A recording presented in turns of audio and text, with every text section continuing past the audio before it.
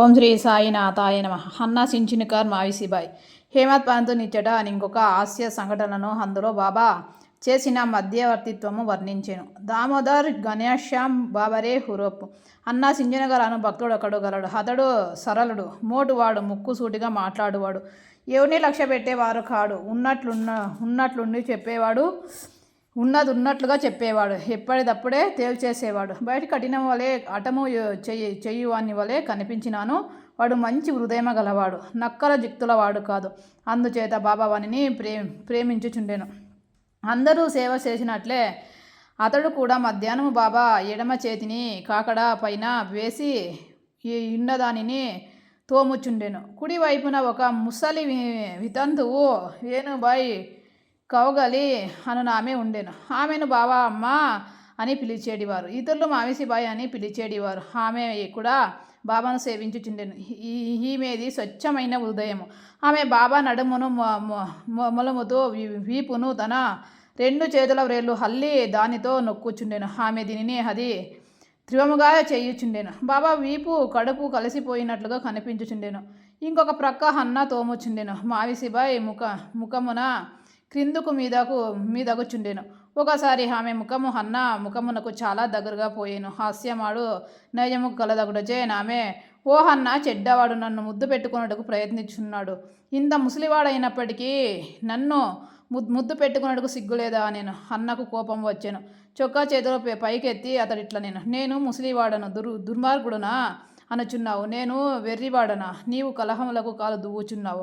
అక్కడ ఉన్న వారందరూ ఆ ముసలి వాండ్ర కలహము చూసి నవ్వుచుండిరి. బాబా ఇద్దరిని సమానంగా ప్రేమించేవారు కనుక ఇద్దరిని ఓదార్చులని తలచి ఈ క్రింద విధంగా నేర్పుతో సమాధపరిచిరి. బాబా ప్రేమతో, ఓ అన్న, ఎందుకు అనవసరముగా గోలా చేయుచున్నావు? తల్లిని ముద్దు పెట్టుకున్నటలో దానిలో అనౌచితమేమి అనేను. బాబా మాటలు విని ఇద్దరు సంతోషించదేరిరి. అందరూ సరదాగా నవ్విరి. బాబా చమత్కారము హృదయం పూరితులయ్యిరి. బాబా నైజము భక్త పారైన తత్వం. బాబా తన భక్తులకు వారి ఇష్టానుసారము సేవ చేయుటకు అనుమతించుచుండెను. దీనిలో నితరులు జోక్యము కలుగు చేసుకున్నట్టుకు బాబాకి ఇష్టము లేదు. ఆ ఉదాహరణము నిశ్చేదము.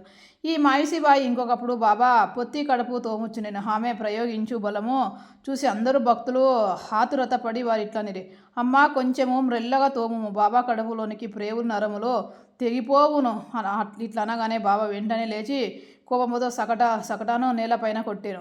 వారి కండ్లు నిప్పోలే కణం వలె ఎర్రనయ్యాను. బాబా చూచుటకు ఎవరికి ధైర్యము చాలకుండాను. బాబా సకట చివరను 2 చేతులతో పట్టుకొని పొత్తి కడుపులోనికి గుచ్చేకొనేను. ఇంకొక చివరను స్తంభమునకు నాశించాను. సకట అంతయు పొత్తి కడుపులో దూరినట్లు చుండెను.